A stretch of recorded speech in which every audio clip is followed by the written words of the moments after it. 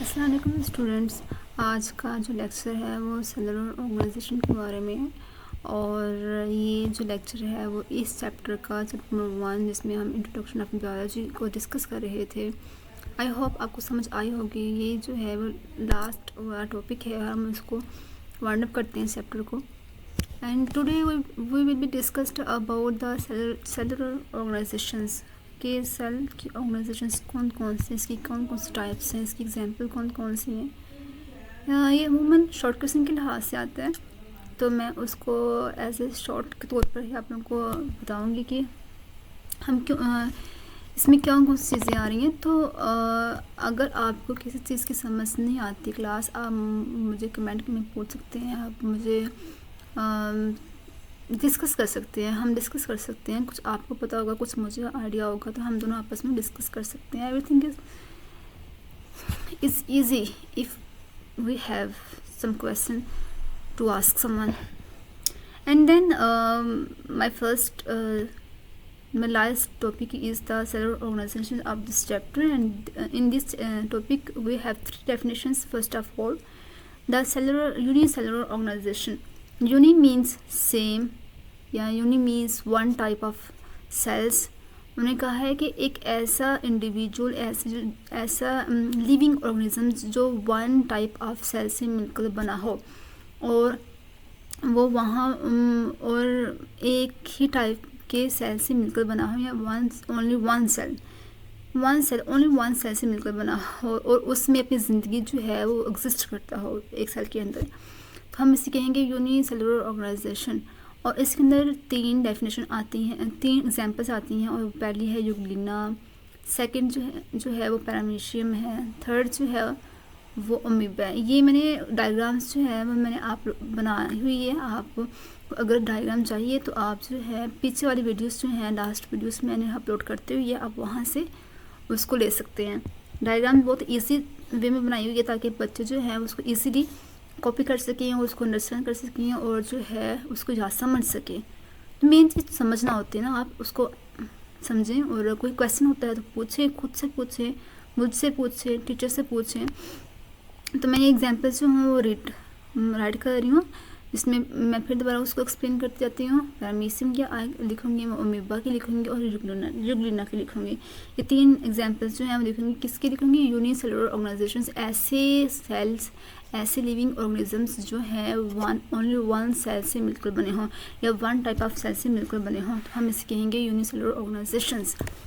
तो सेकेंड जो है वो है मल्टी सेलुलर। सेकेंड जो है जैसे मल्टी सेलुलर ऑर्गेनाइजेशन है, लेकिन यहाँ पर मैं डिस्कस करूँगी सेकंड को अकॉर्डिंग टू द बुक। यहाँ पर डिस्कस करूँगी क्लोनिंग ऑर्गेनाइजेशंस। क्लोनिंग का मतलब होता है कि इसमें ग्रुप ऑफ द सेल्स आपस में हो और वहाँ पर जो है सब अपनी अपनी लाइफ जो है वो जो है गुजारे हों। जैसे कि हम अगर डिफरेंट लाहौर को देखते हैं, पाकिस्तान के अंदर जो लाहौर है, तो वहाँ पर डिफरेंट सोसाइटीज़ हैं और सोसाइटी के अंदर डिफरेंट घर हैं। तो हर घर जो है चूँकि एक ही सोसाइटी के अंदर है, तो वो जो सोसाइटी होगी वो हम कहेंगे वो कॉलोनी है और उसमें जो घर है वो सबकी अपनी अपनी लाइफ है। तो इस तरह सेल्स हैं और सेल्स जो हैं वो कॉलोनी बनाते हैं और एक सोसाइटी के अंदर रहते हैं और सबकी अपनी अपनी लाइफ है और इंडिपेंडेंट जो हैं वो अपनी ज़िंदगी गुजार रहे होते हैं। तो हम इसे कहेंगे कॉलोनियल टाइप ऑफ ऑर्गेनाइजेशंस। ऐसे ऑर्गेनाइजेशंस और ये जो है कॉलोनियल टाइप ऑफ ऑर्गेनाइजेशन जो है एग्जाम्पल भी हम इसे कह सकते हैं, हम कहेंगे यूनिसेलुलर ऑर्गेनाइजेशन की जो है टाइप है।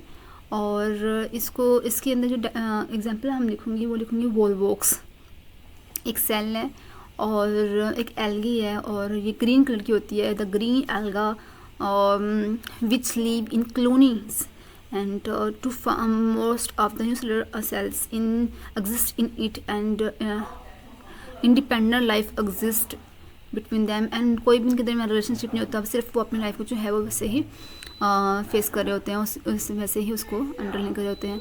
तो मैं यहाँ पे इसकी एग्जांपल्स जो है वो रीड कर रही हूँ। एंड देन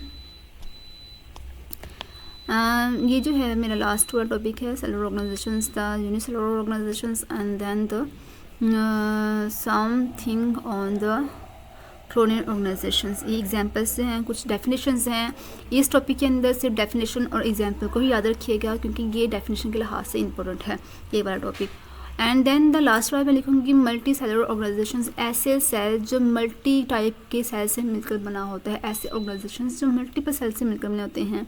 इसमें दो एग्जांपल जो आते हैं, एक आता है मस्टर्ड प्लांट जिसको हम कहते हैं सिसोसियम कैम्पेस्ट्रस, और and then the frog Rana टगराना।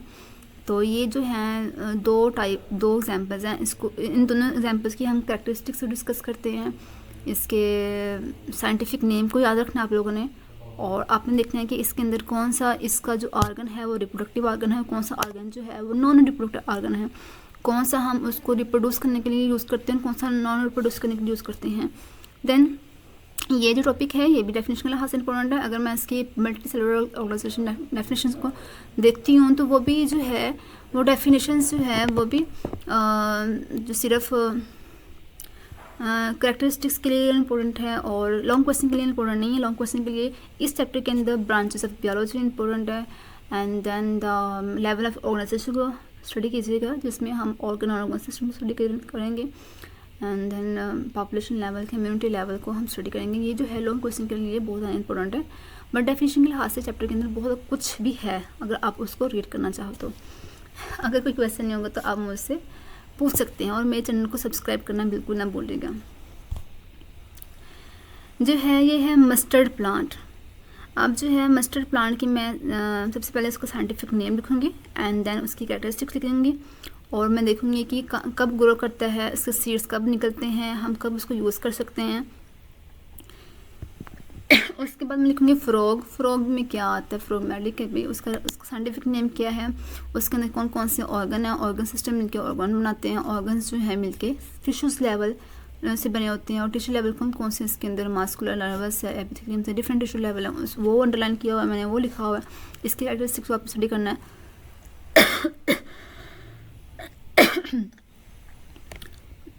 ये जो है मस्टर्ड प्लांट के अंदर इसका साइंटिफिक नेम है सिसोसियम कैम्पेस्ट्रस। इसमें क्या करेंगे आप, अगर ये जो है आप एज अ वर्ड के तौर पर लिख रही हैं, मतलब लैपटॉप में लिख रही हैं, तो हम उसको इटालियन की फॉर्म में लिखेंगे, लेकिन जब उसको कॉपी में लिखते हैं तो उसका सिसोसियम का जो है पहला एस जो है उसका जीनस का हमेशा एस जो है बड़ा होता है। जब हम स्पीशीज़ की बात करेंगे तो उसका फर्स्ट लेटर जो है वो स्मॉल होता है। ये हम और उसमें इटालियन फॉर्म में नहीं लिख सकते, इसलिए उसको अंडरलाइन करना पड़ता है। तो ये जो है वो क्लासिफिकेशंस हैं, उसको लिखने का कुछ रूल्स होते हैं, साइंटिफिक नेम के लिखने के कुछ रूल्स हैं, और ये रूल्स जो हैं कि जिनस का पहला वर्ड जो है लेटर जो है वो कैपिटल होना चाहिए, और स्पीशीज़ का पहला लेटर जो है वो स्मॉल होना चाहिए। और अगर आप किसी कॉपी के अंदर बुक के ऊपर राइटिंग कर रहे हैं तो उसके नीचे अंडरलाइन करना लाजमी है। तो ये है इसका साइंटिफिक नेम सिसोसियम कैम्पेस्ट्रस। उसके बाद क्या है कि इसकी सेकंड जो है कैरेक्टरिस्टिक्स हैं वो ये है कि ये विंटर में हम उसको सोन करते हैं, उसको उगाया जाता है, और जैसे ही विंटर ये ख़त्म होता है तो हम इसके सीड जो हैं वो पैदा कर देते हैं, produce seed at the end of the winter. और इसके हम देखेंगे कि जो मस्टर्ड प्लांट है उसकी जो प्लांट बड़ी होती है हम उसको एज ए वेजिटेबल, मतलब उसको वेजिटेबल के तौर पर यूज़ करते हैं। एंड देन उसके सीड्स होंगे, वो सीड्स जो हैं वो एक्सट्रैक्ट ऑयल, मतलब उसको ऑयल निकालने में हेल्प करते हैं। जिस तरह हम मस्टर्ड प्लांट को हैं पंजाबी में हमें कहेंगे साग का पौधा। तो ये जो है साग अमूमन हम खाते हैं, लेकिन उसके बीज हम नहीं खाते, बट उसके जो बीज होते हैं ना वो एज ए एक्सट्रैक्ट ऑयल निकालने के लिए हमें काम आता है।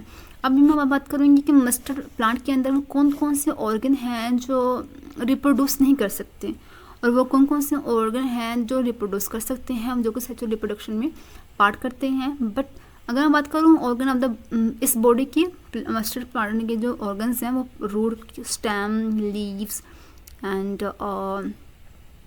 डिफरेंट ऑर्गन्स हैं, और ये जो है इसको हम कहेंगे वेजिटेटिव ऑर्गन्स। और जब बात हो वेजिटेटिव की, इसका मतलब है ये जो है स्पोरोफाइटिक प्लांट है, और इसमें जो है इसका स्पोरोफाइटिक डोमिनेंट है, और ये जो प्लांट है ये रिप्रोडक्शन में ये जो ऑर्गन्स हैं ये this organs never take part in the reproductive structures में। और दूसरा जो मैं लिखूँगी वो लिखूँगी एंड देन द फ्लावर, और फ्लावर जो है वो है गेमेटोफाइटिक पार्ट है इस पौधे का, और गेमेटोफाइटिक पार्ट जो है वो रिसेसिव और डोमिनेंट नहीं है।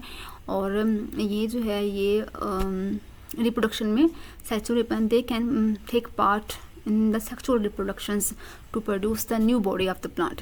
ओके, ये जो है मस्टल प्लांट जो है वो मोस्टली शॉर्ट क्वेश्चन के लिहाज से आता है। अगर आप उसको लॉन्ग क्वेश्चन के तौर पर लिखना चाहते हो तो आप इस पॉइंट्स को नोट कर सकते हो कि ये इसका साइंटिफिक नेम क्या है, उसको अंडरलाइन करना होता है, उसका पहला लेटर सेकंड लेटर जो है वो उसको फोकस करना होता है, उसकी कैरेक्टरिस्टिक्स कौन कौन सी हैं, उसके अंदर कौन कौन सी बॉडी जो है ऑर्गन जो है वो रिप्रोडक्शन कर सकते हैं, कौन कौन से ऑर्गन जो है रिप्रोडक्शन नहीं कर सकते।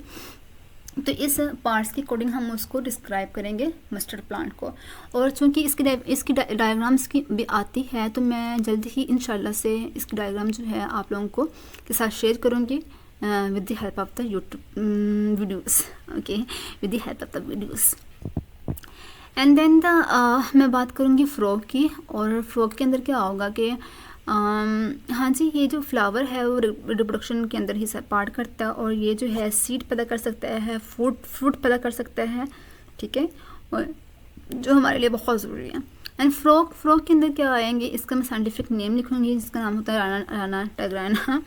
और इसके अंदर बात करूँगी कि ये जो फ्रॉग है ये एक बॉडी है, मेन बॉडी है, और जो बॉडी होती है ये ऑर्गन सिस्टम से मिलकर बनी होती है, इंडिविजुअल जो ऑर्गन सिस्टम से मिलकर बना होता है। और ऑर्गन सिस्टम जो होते हैं वो ऑर्गन से मिलकर बने होते हैं, और ऑर्गन जो है वो इस बॉडी के अंदर, फ्रॉग की बॉडी के अंदर स्पेसिफिक टिश्यू से मिलकर बनते हैं। और उन टिश्यू के नाम जो है मैंने नीचे टाइटन कर दिए हैं। इसमें एपिथेलियम टिश्यू आ रहा है, इसमें मास्कुलर टिश्यू आ रहा है, इसमें नर्वस टिश्यू आ रहा है। ये 3-4 टिश्यूज़ हैं, इसको अंडरलाइन कर लीजिएगा कि फ्रॉग के अंदर वो कौन से स्पेसिफिक टिश्यू हैं जो अपना काम रोल प्ले करते हैं। क्योंकि फ्रॉग जो है आपने एक फ्रॉग देखेंगे, एक टोड देखेंगे, तो दोनों में डिफरेंस होता है। तो वो दोनों मैडक ही हैं, बट दोनों में डिफरेंस होता है। तो फ्रॉग के अंदर जो है स्पेसिफिक टिश्यूज़ होती हैं, जबकि टोड के अंदर भी टिश्यूज़ होते हैं, बट थोड़े से वो टिश्यूज़ जो हैं इस दोनों के लिहाज से वो डिफरेंट होते हैं। और अगर क्लास किसी भी चीज़ की आप लोगों को समझ नहीं आई होगी तो आप लोग मुझसे कमेंट में पूछ सकते हैं। और मेरे चैनल को सब्सक्राइब करें, लाइक करें, शेयर करें और इन्जॉय करें। कभी कभी मैं बहुत ज़्यादा तेज़ बोल जाती हूँ, तो उसके लिए मैं माज़रत चाहती हूँ, मैं माफ़ी चाहती हूँ, क्योंकि मैं चाहती हूँ कि आप लोगों को समझ आए।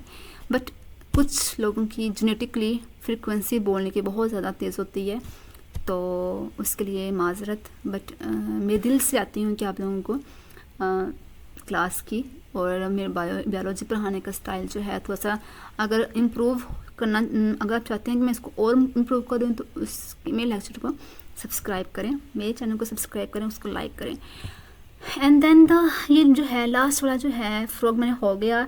ये मैंने नीचे जो है वो टिश्यूज़ के नाम लिख रही हूँ, एपिथेलियम टिश्यूज़ के नाम लिख रही हूँ, मस्कुलर टिश्यूज़ के नाम लिख रही हूँ, नर्वस टिश्यूज़ के नाम लिख रही हूँ। ये वो टिश्यूज़ हैं, आपने उसको याद करना है कि ये फ्रॉग के अंदर स्पेसिफिक काम करते हैं।